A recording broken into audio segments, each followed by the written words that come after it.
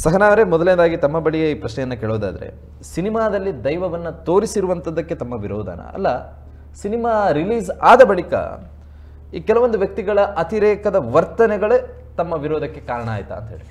ಇಲ್ಲ, ನಾನು ಮೊದಲಿಂದನೂ ಹೇಳ್ತಿದ್ದೇನೆ, ಸಿನಿಮಾದಲ್ಲಿ ದೈವದ ಕೋಲದ ನರ್ತನ ಮಾಡುವಂಥದ್ದು, ಕೋಲದ ಸೀನ್, ಇವುಗಳನ್ನ ನಾವು ಹಿಂದಿನಿಂದಲೂ ವಿರೋಧಿಸ್ಕೊಂಡು ಬಂದಿದ್ದೇವೆ.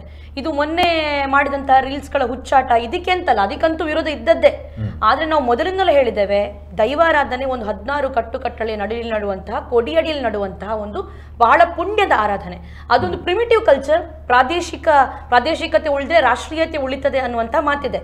ದೇಶದಲ್ಲಿ 7 ಸಿಸ್ಟರ್ಸ್ ಅಂತ ಕರೆಯಲ್ಪಡುವ ಕೆಲವು ರಾಜ್ಯಗಳಿದೆ, ಮೇಘಾಲಯ, ಸಿಕ್ಕಿಂ, ನಾಗಾಲ್ಯಾಂಡ್. ಈ ಕಡೆ ಎಲ್ಲ ಹೋದ್ರೆ, ಈವನ್ ಆಫ್ರಿಕನ್ ಆ ಕಡೆ ಎಲ್ಲ ಹೋದ್ರೆ ಕೆಲವು ಪ್ರಿಮಿಟಿವ್ ಕಲ್ಚರ್ಗಳಿದೆ. ಅಲ್ಲಿ ಎಷ್ಟು ಚಂದದ ಸಂಸ್ಕೃತಿ ಇದೆ ಅಂದ್ರೆ, ನಮ್ಗಿಂತಲೂ ಚಂದ ಸಂಸ್ಕೃತಿ ಇದೆ. ಅದು ಹೊರಗಡೆ ಗೊತ್ತಿಲ್ಲ. ಯಾಕೆ ಗೊತ್ತಿಲ್ಲ? ಅಲ್ಲಿ ಕ್ಯಾಮ್ರಾಗಳೆಲ್ಲ ಹೋಗೋದಿಲ್ವೋ, ಅಲ್ಲಿ ಸಿನಿಮಾ ಮಾಡೋದಿಲ್ವೋ? ಅಲ್ಲ, ಅದು ನಮ್ಮ ನಂಬಿಕೆ. ಅದು ಮೂಲವಾಗಿ ಅದು ಇಲ್ಲೇ ಇರಬೇಕು, ಅದು ನಮ್ಮದೇ ಅನ್ನುವಂಥದ್ದು ಇದೆಯಲ್ಲ, ಇದನ್ನು ಉಳಿಸ್ಕೊಂಡು ಹೋಗ್ಬೇಕು ಅನ್ನೋದು ನನ್ನ ಬಹಳ ದೊಡ್ಡ ನಂಬಿಕೆ. ಹಾಗಾಗಿ ಕೇವಲ ಹುಚ್ಚಾಟ ಮಾಡಿದ್ದಕ್ಕೆ ನಮ್ಮ ವಿರೋಧ ಅಲ್ಲ, ಸಿನಿಮಾದಲ್ಲಿ ದೈವದ ಈ ಕೋಲವನ್ನು ತಂದದ್ದು ಅಥವಾ ದೈವ ನರ್ತನವನ್ನು ಮಾಡಿದ್ದು ಅದಕ್ಕೆ ಖಂಡಿತವಾಗಿ ವಿರೋಧ ಇದೆ. ಇಲ್ಲಿ 2 ಫಿಲ್ಮ್ಗಳು ಬಂದಿದ್ದು, ಧರ್ಮ ಚಾವಡಿ, ಧರ್ಮದೈವ, ಇಂಥ ಚಿತ್ರಗಳನ್ನು ನಾವು ಖಂಡಿತ ಸಪೋರ್ಟ್ ಮಾಡಿದ್ವಿ. ಯಾಕೆ ಹೇಳಿ, ಅಲ್ಲಿ ಕೂಡ ದೈವದ ಶಕ್ತಿ ಎಂಥದ್ದು, ಇದ್ದದ್ದು, ಸತ್ಯಗಳ ವಿಚಾರಗಳನ್ನು ಅಲ್ಲಿ ಹೇಳಿದ್ರು. ಇದು ದೈವಾರಾಧನೆ ನಾವು ಸತ್ಯ ಆರಾಧನೆ ಅಂತ ಕೂಡ ಕರಿತೇವೆ. ಅಂದ್ರೆ ಸತ್ಯವನ್ನು ತೋರಿಸಬೇಕು.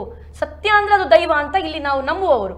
ಇಲ್ಲಿ ದೈವವನ್ನು ನೀವು ತೋರಿಸ್ಲಿಕ್ಕೆ ಹೋಗಿ ಪೂರ್ತಿ ಸುಳ್ಳು, ಕಥೆಗಳೇ ಸುಳ್ಳು, ಮೂಲ ಕಥೆಗಳನ್ನ ಕೂಡ ಅಲ್ಲಿ ಪೂರ್ತಿ ತಿರುಚಿದ್ದಾರೆ. ಹಾಗಾಗಿ ಪೂರ್ಣ ಚಿತ್ರಕ್ಕೆ ನಾವು ವಿರೋಧವನ್ನ ತೋರಿಸಲೇಬೇಕಾಯ್ತು. ಆಸ್ ಅಲ್ಲಿ ದೈವ ನರ್ತನ ಅನ್ನೋದು ಬಂದಿದೆ ಅನ್ನುವಂಥ ಕಾರಣಕ್ಕೆ. ಶ್ರೀಗಳೇ, ಈಗ ತುಳುನಾಡಿನ ಸತ್ಯದ ವಿಚಾರವನ್ನ ತಾವು ಲೋಕಮುಖಕ್ಕೆ ಪರಿಚಯ ಮಾಡ್ತೀವಿ ಅನ್ನುವಂತಹ ನಮಗೆ ವಿಚಾರಗಳು ಬೇಕಾಗಿಲ್ಲ.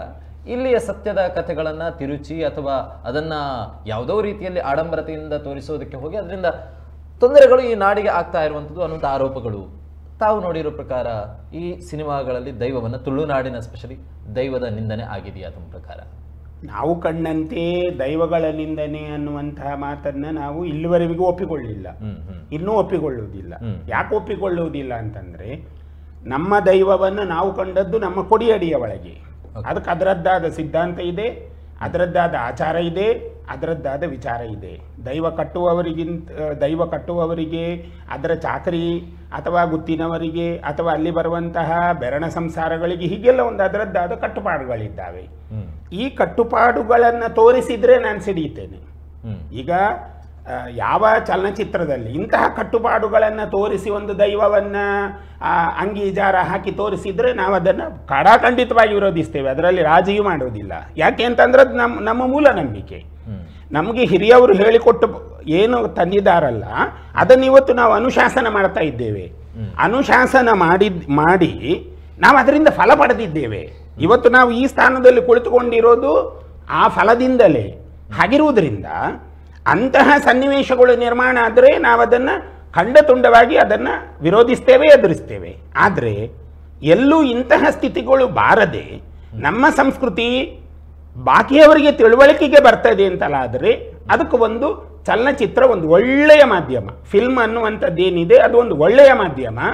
ಆ ಮೂಲಕವಾಗಿ ಅದು ಪಸರಿಸ್ತಾ ಇದೆ, ನಮ್ಮ ಸಂಸ್ಕೃತಿ ಬೇರೆಯವರಿಗೂ ತಿಳಿಯುತ್ತಾ ಇದೆ ಅಂದರೆ ಅದನ್ನು ನಾವು ಒಪ್ಪಿಕೊಳ್ಳುವವರು.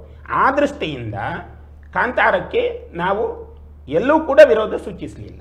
ನನ್ನ ಮನೆಯ ತಾಯಿಯನ್ನ ನಾನು ಮನೆಯಲ್ಲಿ ತಾಯಿ ಅಂತ ಕರೆದರೆ ಸಾಕು. ಹಾಗೆ ತುಳುನಾಡಿನ ಆಚರಣೆಗಳು ಅದು ನಾವು ಪ್ರಕೃತಿಯಲ್ಲಿ ಸಿಗುವಂಥ ವಸ್ತುಗಳಿಂದ ಅದರಲ್ಲೇ ದೈವವನ್ನು ನೋಡಿಕೊಂಡು ಆಚರಣೆಯನ್ನು ಮಾಡಿಕೊಂಡು ಬಂದಂತಹ ಜನರು ಇಲ್ಲಿ ನೆಲೆಸಿರುವಂಥದ್ದು. ಇಂಥವರಿಗೆ ಸಿನಿಮಾಗಳ ಮುಖಾಂತರ ಆ ದೈವದ ಪರಿಚಯ ಲೋಕಮುಖಕ್ಕೆ ಆಗಬೇಕು ಅನ್ನುವಂಥ ಅಹವಾಲು ಯಾಕೆ ಅಂತ ಹೇಳಿ ಈಗ ಪ್ರಶ್ನೆ ಇರುವುದು ಏನು ಅಂತಂದ್ರೆ, ಈಗ ಯಾವುದನ್ನಾದರೂ ನೀವು ತೋರಿಸಬೇಕು ಅಥವಾ ಅದನ್ನು ವಿವರಿಸಬೇಕು ಅಂತಲಾದರೆ ಅವರವರಿಗೆ ಅವರದ್ದಾದ ಕೆಲವೊಂದು ವಿಚಾರಗಳಿದ್ದಾವೆ. ಈಗ ಕೆಲವರು ಬರೀಲಿಕ್ಕೆ ಸಾಹಿತಿಗಳಾಗಿದ್ದಾರೆ, ಕೆಲವರು ಸಾಹಿತ್ಯದಲ್ಲಿ PhD ಪದವಿಯನ್ನು ಪಡೆದವರಿದ್ದಾರೆ. ನಾವು ಅದನ್ನು ಪ್ರಶ್ನೆ ಮಾಡಲಿಕ್ಕೆ ಬರೋದಿಲ್ಲ.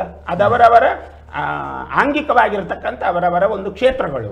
ಆಯಾಯ ಕ್ಷೇತ್ರಗಳಲ್ಲಿ ಅವರವರು ಪರಿಣತಿ ಹೊಂದಿದ್ದಾರೆ ಅಂತಲಾದರೆ ಪರಿಣತಿಯನ್ನು ಅವರು ಪ್ರತಿಭೆಯಾಗಿ ಅದನ್ನು ತೋರಿಸಲೇಬೇಕಾಗತ್ತೆ. ಈಗ ನಿಮ್ಮಲ್ಲಿ ಯಾವುದಾದ್ರೂ ಒಂದು ಪ್ರತಿಭೆ ಇದ್ದರೆ ನೀವು ಆ ಪ್ರತಿಭೆಯನ್ನು ಇಟ್ಕೊಂಡು ಏನು ಮಾಡ್ತೀರಾ? ಆ ಪ್ರತಿಭೆಯನ್ನು ನೀವು ಪ್ರದರ್ಶಿಸಿದರೆ ಮಾತ್ರ ಅಲ್ವಾ ಅದರ ಸಹಜತನ ಜಗತ್ತಿಗೆ ತಿಳುವಳಿಕೆ ಆಗೋದು.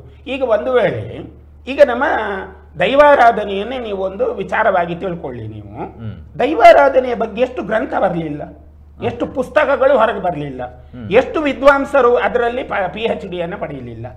ಒಂದು ವೇಳೆ ದೈವದ ಕಟ್ಟುಪಾಡುಗಳು ಆಚಾರಗಳು ಇವತ್ತು ಪ್ರಬಂಧವಾಗಿ ಮಂಡನೆಯಾಗದೆ ಇರ್ತಿದ್ರೆ ಸಂಶೋಧಕರು ಹುಟ್ಟುಕೊಳ್ತಿದ್ರ? ಸಾಧ್ಯ ಇಲ್ವಲ್ಲ. ನೀವು ಅದನ್ನು ಒಂದು ಕಡೆ ಸೀಮಿತವಾಗಿ ಇಟ್ಟುಕೊಂಡು ಏನ್ ಮಾಡ್ಲಿಕ್ಕೆ ನೀವು ಸೀಮಿತ ಇಟ್ಕೊಂಡಿದ್ದೀರಿ? ಈಗ ನಮ್ಮಲ್ಲಿ ಬರ್ತದೆ ಅದು ಪ್ರಿಮೇಟಿವ್ ಕಲ್ಚರ್ ಅಂತ ನಾವೇನೀಗ ಹೇಳ್ತಾ ಇದ್ದೇವಲ್ವಾ, ಅದು ನಾವು ಹುಟ್ಟುವ ಮೊದಲೇ ಕಾಂಪ್ಲೆಕ್ಸ್ ಕಲ್ಚರ್ ಆಗಿದೆ.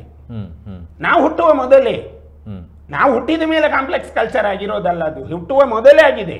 ನೀವು ಅದಕ್ಕೆ ತುಂಬಾ ವಿಚಾರಗಳನ್ನ ನಾವು ಅದನ್ನ ಮಾತಾಡ್ತಾ ಹೋಗಬೇಕು. ಮುಂದಿನ ಹಂತಗಳಲ್ಲಿ ಅದನ್ನು ಮಾತಾಡುವ. ಓಕೆ, ಲಕ್ಷ್ಮೀ ಮೇಡಮ್, ತಾವು ಹೇಳೋ ಪ್ರಕಾರ ಸಿನಿಮಾದಲ್ಲಿ ಯಾವುದೇ ರೀತಿಯಾದಂಥ ದೈವ ನಿಂದನೆ ಆಗಿಲ್ಲ ಅನ್ನುವಂಥದ್ದು ತಾವು ಹೇಳ್ತಾ ಇರುವಂಥದ್ದು. ಬಟ್ ತುಳುವರ ಈಗ ಪ್ರಶ್ನೆ ಎತ್ತುತ್ತಾ ಇರುವಂಥದ್ದು ಮತ್ತು ಇದನ್ನ ಪ್ರಶ್ನಿಸ್ತಾ ಇರುವಂಥದ್ದು ದೈವಾರಾಧಕರು, ಅಂದ್ರೆ ಅದನ್ನೇ ನಂಬಿಕೊಂಡು ಬಂದಂಥ ಒಂದು ಸಮುದಾಯದವರು ಮತ್ತು ನಂಬಿಕೊಂಡು ಬರ್ತಾ ಇರುವಂಥ ಭಕ್ತರು ಕೇಳ್ತಾ ಇರುವಂಥದ್ದು ಇದು ನಮ್ಮ ನಂಬಿಕೆಗೆ ಅನ್ಯಾಯ ಆಗಿರುವಂಥದ್ದು ಅಂತ ಹೇಳಿ. ಅಂದ್ರೆ ನಮಗಾಗಿರುವಂಥ ತಪ್ಪನ್ನ ಅನ್ಯಾಯವನ್ನ ನಾವೇ ಕೇಳ್ತಾ ಇರುವಂಥ ಸಮಯದಲ್ಲಿ ತಾವು ಹೇಗೆ ಹೇಳೋದಕ್ಕೆ ಸಾಧ್ಯ ಇದರಲ್ಲಿ ಯಾವುದೇ ದೈವ ನಿಂದನೆ ಅಥವಾ ದೈವವನ್ನ ಬೇರೆ ರೀತಿಯಲ್ಲಿ ತೋರಿಸಲಿಲ್ಲ ಅನ್ನುವಂಥ ವಾದವನ್ನ ಮಂಡಿಸ್ತೀರಿ ಅಂತ ಹೇಳಿ?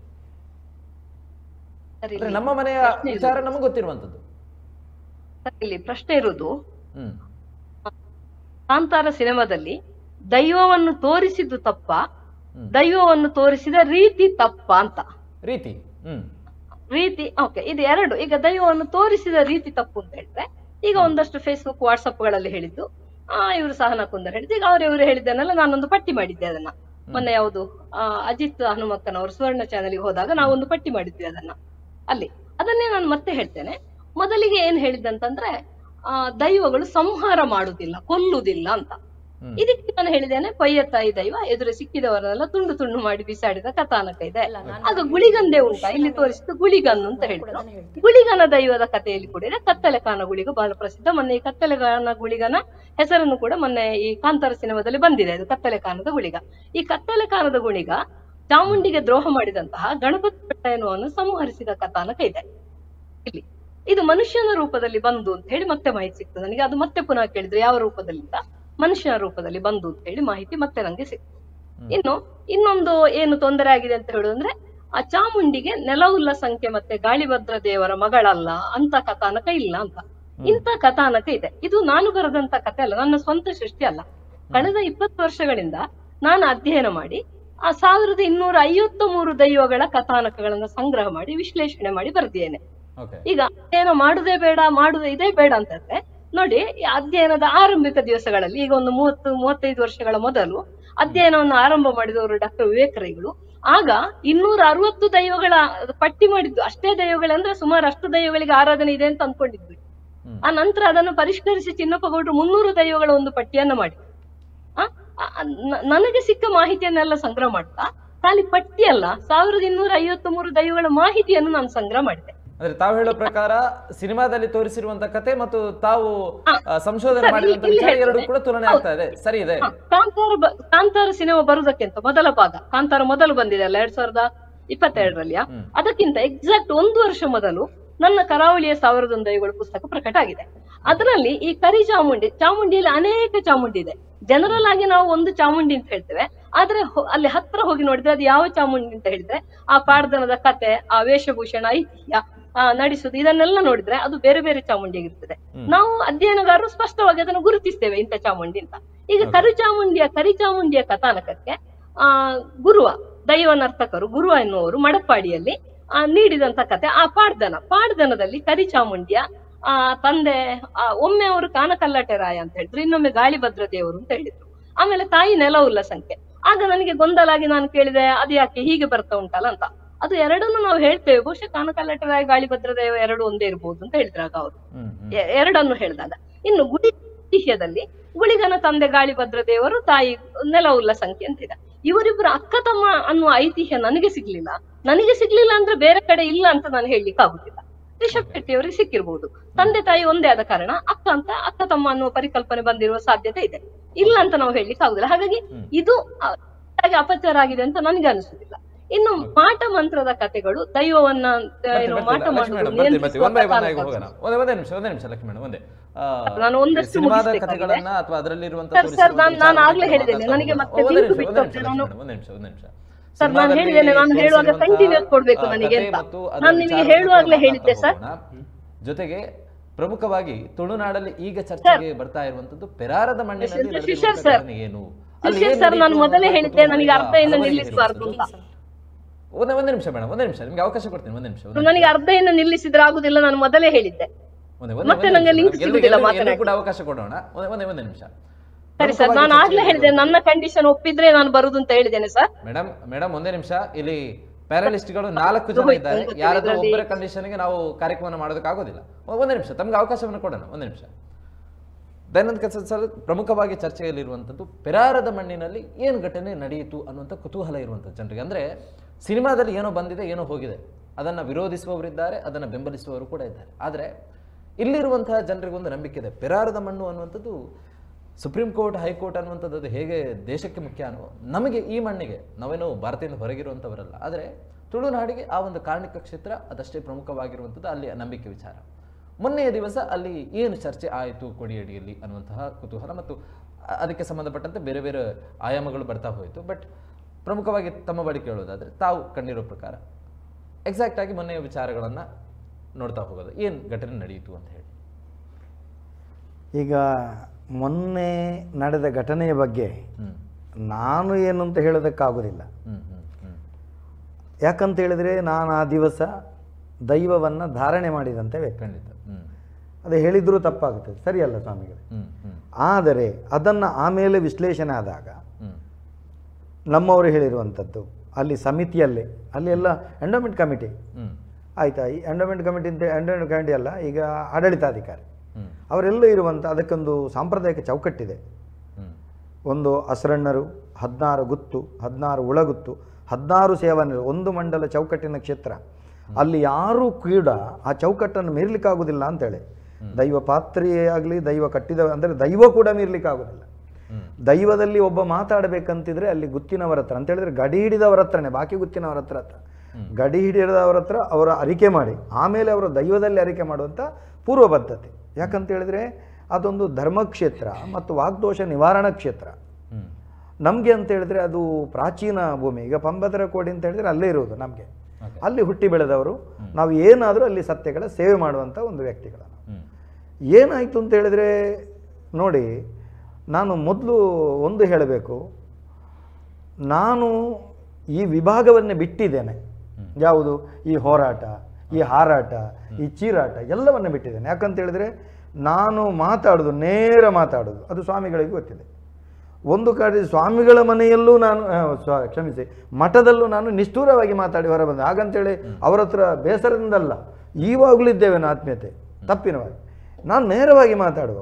ನಾನು ಒಂದು ಸಿದ್ಧಾಂತ ಇಟ್ಕೊಂಡಿದ್ದೀನಿ, ಏನು ಅಂತ ಹೇಳಿದರೆ ದೈವಾರಾಧನೆಯನ್ನು ಯಕ್ಷಗಾನ, ನಾಟಕ, ಸಮ್ಮೇಳನ, ಮೆರವಣಿಗೆಗಳಲ್ಲಿ ಮಾಡಬಾರ್ದು ಅಂತೇಳಿ ದೈವಾರಾಧನೆ.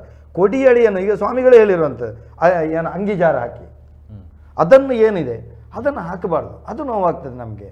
ಯಾಕೆ ಮಾಡಬಾರ್ದು? ಈಗ ನಾನಾದರೂ ಮಾಡಬಾರ್ದು ಅನ್ನೋಂಥ ಒಂದು ಸಿದ್ಧಾಂತ, ಅದು ಇನ್ನೊಬ್ರು ನಮ್ಮದು ಸಿದ್ಧಾಂತ ನಮಗೂ ಬದ್ಧತೆ. ಆಯ್ತು, ಒಂದು ಅದೇ ವಿಷಯಕ್ಕೆ ಬರ್ತೇನೆ,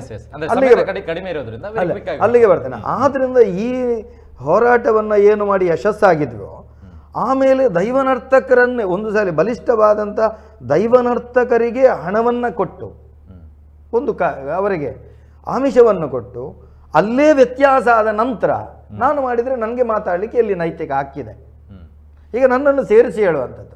ಆದ್ದರಿಂದ ಇದರಲ್ಲಿ ಮಾಡುವ ನೈತಿಕ ಹಕ್ಕಿಲ್ಲ ಅಂತೇಳಿ ನಾನು ಈ ಹೋರಾಟದಿಂದಲೇ ಒಂದು ಸಂದರ್ಭದಲ್ಲಿ ಮುಕ್ತವಾಗಿ ಸಾರ್ವಜನಿಕ ವೇದಿಕೆಯಲ್ಲಿ ಇಳಿದು ಬಂದಿದ್ದೇನೆ. ಇಳಿದು ಬಂದ ಮೇಲೆ ಎದುರಿನಲ್ಲಿ ಹೇಳೋದು, ಹಿಂದಿನಿಂದ ಇನ್ನೊಬ್ಬರಿಗೆ ಸಪೋರ್ಟ್ ಮಾಡೋದು ಅಂಥ ಒಂದು ಗುಣ ನನಗೆ ಮೊದಲೇ ಇಲ್ಲ. ಆದರೆ ಒಂದು ಸಿದ್ಧಾಂತ ಇದೆ, ಏನು ತಪ್ಪನ್ನು ತಪ್ಪು ಅಂತಲೇ ಹೇಳ್ತೇನೆ. ಮೊನ್ನೆ ನಡೆದ ಘಟನೆ ಏನು, ದೈವಾರಾಧನೆಯಲ್ಲಿ ಅವರು ಎಲ್ಲರೂ ಹೇಳ್ತಾರೆ, ದೈವದಲ್ಲಿ ಸಾರ್ವಜನಿಕರು ಬಂದು ಅಲ್ಲಿ ಗುತ್ತಿನವರ ಹತ್ರ ಹೇಳಿದರು, ಗುತ್ತಿನವರು ದೈವಗಳ ಅರಿಕೆ ಮಾಡಿದ್ರಂತೆ. ಮಾಡಿದ ತಕ್ಷಣ ಏನು ಅರಿಕೆ ಮಾಡಿದರು?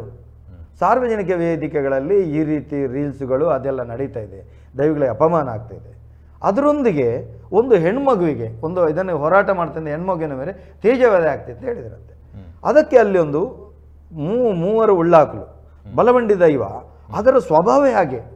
ಆಣಂತುಣಗ ಆಣಮಚ್ಚಾರ, ಪೊಣ್ಣಂತುಣಗ ಪೊಣ್ಣಮಚ್ಚಾರ, ಅದು ರೌದ್ರ ಶಕ್ತಿ. ಅದು ಅದಕ್ಕೆ ಅಂತ ಹೇಳಿದ್ರೆ ಮಿತಿ ಹಾಕ್ಲಿಕ್ಕೆಲ್ಲ, ಅದು ಕಠಿಣವಾಗಿ ನುಡಿದು ಹೇಳ್ತೀವಿ. ಯಾರಾದವರು ದೈವಾರಾಧನೆ ವ್ಯವಹಾರ ಮಾಡ್ತಾರೋ ಅಂಥವರನ್ನು ಆಸ್ಪತ್ರೆಗೆ ಇದು ಮಾಡ್ತೇನೆ ಅಂತ ಹೇಳಿತಂತೆ.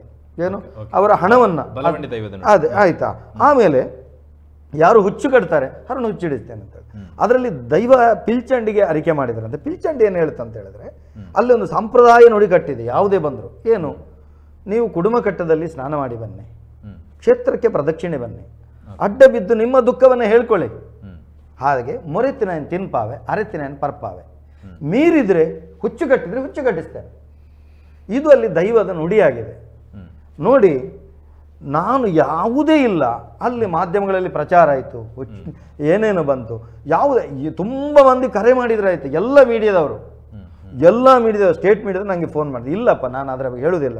ಕಾಂತಾರದ ಇಲ್ಲ, ನಾನು ಕಾಂತಾರದ ವಿರೋಧಿ ಅಲ್ಲ, ನಾನು ಕಾಂತಾರ ಚಲನಚಿತ್ರದ ವಿರೋಧಿಯೇ ಅಲ್ಲ. ನಾನು ಯಾವುದು ಅದು ತಪ್ಪು ಯಾವುದಿದೆ ಅದನ್ನು ಹೇಳ್ತೇನೆ. ಅಲ್ಲಿ ಕೋಲ ಬರಬಾರ್ದು, ಅದು ನನಗೆ ಇಷ್ಟ ಇಲ್ಲ. ನನ್ನ ವಿಶ್ವಾಸ ಇಷ್ಟೇ, ಅದು ಕೋಲ ಬರಬಾರ್ದು, ದೈವ ನಿಂದೆ ಆಗಬಾರ್ದು, ಇಷ್ಟೇ. ಇದರ ಹೊರತಾಗಿ ನಾನು ಇನ್ನೊಬ್ಬರ ಸಪೋರ್ಟ್ ಅಲ್ಲ, ನಾನಿಬ್ಬರ ವಿರೋಧ ಅಲ್ಲ, ಕಾಂತಾರಕ್ಕೆ ಸಪೋರ್ಟ್ ಅಲ್ಲ, ವಿರೋಧನಿಲ್ಲ ಅಂತ ಹೇಳಿದ್ದೇನೆ. ಇದರ ಹೊರತಾಗಿ ಬೇರೆ ಏನಿಲ್ಲ.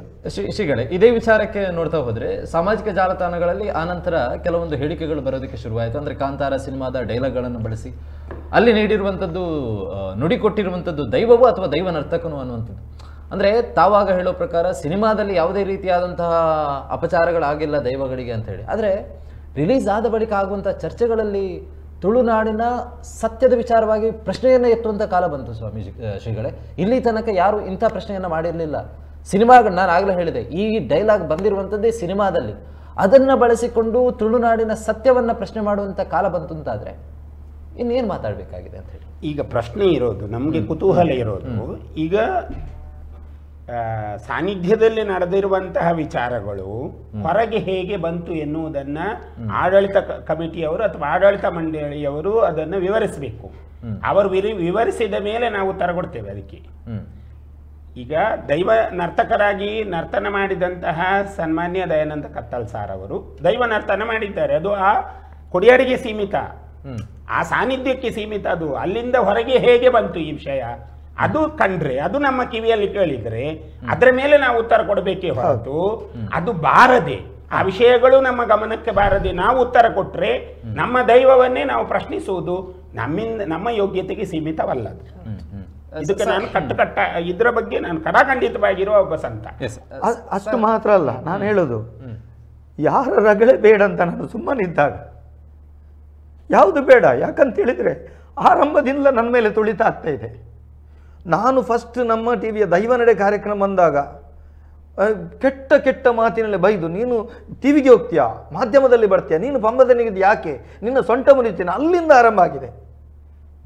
ಜಾತಿ ಹೆಸರು ಹೇಳಿ, ಜಾತಿ ಅಧ್ಯಕ್ಷನಾದ ನಂತರ ಮಾಡದಿರುವ ಅಪರಾಧಗಳಿಗೆ ನನ್ನನ್ನು ಸುಮ್ಮನೆ ಆಯ್ತಾ. ಇನ್ನೊಂದು, ನನಗೊಂದು ಬದ್ಧತೆ ಇದೆ, ನನ್ನ ಸತ್ಯಗಳು, ನನ್ನ ತಾಯಿ, ಅದನ್ನು ಡೆವಿಲ್ ಅಂತ ಹೇಳಬಾರ್ದು, ಅದನ್ನು ಭೂತ ಅಂತ ಹೇಳಬಾರ್ದು. ಅದು ನನ್ನ ನೋವು, ಅದು ನನಗೆ ತಡೆಯಲಿಕ್ಕೆ ಆಗೋದಿಲ್ಲ. ಯಾಕಂತ ಹೇಳಿದ್ರೆ ನಾನು ಅದನ್ನೇ ದೇವರಂತ ಭಾವಿಸೋದು. ಅವ್ರು ಬೇಕಾದ್ರೆ ಹೇಳ್ಕೊಳ್ಳಿ, ನಾನು ಹಾಗೆ ಹೇಳ್ತೇನೆ, ಹಾಗೆ ಮಾಡ್ತೇನೆ, ನನಗೆ ಚಾಲೆಂಜ್ ಆಗಿ ನಿನ್ನ ಎದುರು ಮಾಡ್ತೇನೆ ಅಂತ ಹೇಳಿದ್ರೆ ಯಾರಿಗೂ ನೋವಾಗ. ನಾನು ಎಲ್ಲಾದರೂ ನನ್ನ ಜೀವನದಲ್ಲಿ ಒಬ್ಬರ ಮೇಲೆ ಕೇಸ್ ಮಾಡಿದ್ದೇನೆ, ಕಂಪ್ಲೇಂಟ್ ಮಾಡಿದ್ದೇನೆ, ಏನು ಮಾಡಿಲ್ಲದೆ ಇರಲಿ, ಇನ್ನೊಬ್ಬರಿಗೆ ಅನ್ಯಾಯ ಮಾಡಿದಿರುವಂಥ ನನ್ನ ಮೇಲೆ ತಪ್ಪು ಅಂತ ಹೇಳ್ತೇನೆ. ನನಗೆ ತಪ್ಪು ಅಂತ ಹೇಳಿ, ಇದುವರೆಗೆ ನಾನು ಮಾಡಿದಂಥ ಕಂಪ್ಲೇಂಟ್ ತೆಗೆದುಕೊಡಿ. ನಾನೊಬ್ಬ ದಲಿತ ಆಗಿರ್ಬೋದು, ನನ್ನ ಮೇಲೆ ಜಾತಿ ಮಾತುಗಳು ಎಷ್ಟು ಬಂದರೂ ಅವರ ಮೇಲೆ ಇದುವರೆಗೆ ಕೇಸ್ ಹಾಕದಿದ್ದಂಥ ನನ್ನನ್ನು ಅನವಶ್ಯವಾಗಿ ನನ್ನ ಹೆಸರು ಹೇಳಿಕೊಂಡು, ನಾನು ಮೊನ್ನೆ ಮಾಧ್ಯಮದಲ್ಲಿ ಮಾತಾಡಿದರೂ ಕೂಡ ಯಾರ ಹೆಸರು ಹೇಳಿಲ್ಲ, ನನ್ನ ನೋವನ್ನು ಹೇಳಿದ್ದೇನೆ, ನೋವನ್ನು ಹೇಳಿದ್ದೇನೆ. ಅನವಶ್ಯಕವಾಗಿ ನನ್ನ ಹೆಸರನ್ನು ಹೇಳಿ ಸಿಕ್ಕಲ್ಲಿ ಸಾಮಾಜಿಕ ಜಾಲತಾಣಗಳನ್ನು ಇದು ಮಾಡುವಾಗ ನನಗೆ ಎಷ್ಟು ನೋವಾಗಬೇಡ. ಯಾರ ಸುದ್ದಿಗೆ ಹೋಗಿದ್ದೇನೆ ಹೇಳಿ, ಯಾರಿಗೆ ಮಾಡಿದ್ದೇನೆ, ಯಾರಿಗೆ ಅನ್ಯಾಯ ಮಾಡಿದ್ದೇನೆ, ನಾನು ಯಾರಿಗೂ ತೊಂದರೆ ಒಂದು ನನ್ನ ನೋಡಿ, ಒಬ್ಬ ಕತ್ತಲ್ತಾರನ ಕೋಡಿ ಮೂಲೆಯಲ್ಲಿ ಗುಡಿಸಲಲ್ಲಿ ಹುಟ್ಟಿದ ನಾನು ಇವತ್ತು ನನಗೆ ಒಂದು ಸರ್ಕಾರದ ಇಷ್ಟು ಉನ್ನತ ಸ್ಥಾನಕ್ಕೆ ಒಂದು ಕೊಂಡೋಗ್ಬೇಕಂತ ಎಷ್ಟು ಕಷ್ಟಪಟ್ಟಿದ್ದೇನೆ, ಎಷ್ಟು ಭಂಗ ಬದಿದ್ದೇನೆ. ಯಾರಿಗೂ ನನ್ನಲ್ಲಿ ಕೇಳಿ ಪಾರ್ಧನ ಕೇಳಿದಿಲ್ಲ. ನಾನು ಹೇಳಿದ್ದೇನೆ, ಪಾರ್ಧನ ಸಂಗ್ರಹ ನಿಮ್ಮ ಹಕ್ಕು, ಪಾರ್ಧನ ಹಾಡಬೇಕು, ಹಕ್ಕದು. ಹಾಗಂತ ದೈವ ನರ್ತನ ಕೊಡಿಯಲ್ಲಿ ಮಾಡಬೇಡಿ. ದೈವನಿಂದೆ ಮಾಡಬೇಡಿ. ಇದನ್ನು ಹೊರತಾಗಿ ನಾನು ಹೇಳಿ ಬೇರೆ ಏನು ಮಾಡಲಿಲ್ಲ. ಹಾಗಿರುವಾಗ ನನ್ನ ಮೇಲೆ ಯಾಕೆ ಸವಾರಿ ಮಾಡೋದು? ಅದು ನನಗೆ ನೋವು ಬಂದು ಮಾತಲ್ಲಿ ಏನಾಗಿದೆ, ನಾವು ವಾಡಿಕೆ ಮಾತಾಡುವವರು, ನಂಗೆ ಎಲ್ಲಿವರೆಗೆ ಬಂತು ಅಂತ ವಾಡಿಕೆಯಲ್ಲಿ ಮಾತು ಬರ್ತದೆ. ಹಾಗೆ ನಾನು ಹೇಳಿದ್ದೇನೆ, ಅದು ಕೂಡ ಯಾರ ಹೆಸರು ಎಳೆಯಲಿಲ್ಲ. ಮತ್ತೆ ಅದರ ಬಗ್ಗೆ ನನಗೆ ಹೆದರಿಕೆನಿಲ್ಲ. ನನಗೆ ಏನು ಅಂತ ಹೇಳಿದ್ರೆ, ನನಗೆ ಸಾಯುವ ಹೆದರಿಕೆನಿಲ್ಲ.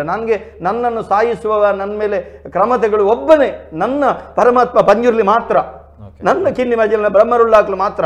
ಅದು ಯಾರು ತಪ್ಪು ಮಾಡ್ತಾರೆ ಅವರನ್ನು ಖಂಡಿತವಾಗಿ ನಮ್ಮ ದೈವಗಳು ಅವರಿಗೆ ಒಳ್ಳೆ ಬುದ್ಧಿ ಕೊಡಬೇಕು. ಅಲ್ಲದ್ರೆ ಅವರಿಗೆ ಯಾವ ಕ್ರಮ ದೈವಗಳೇ ತಗೊಳ್ತಾರೆ, ನಾನು ತಗೊಳ್ಳೋದಿಲ್ಲ. ಓಕೆ.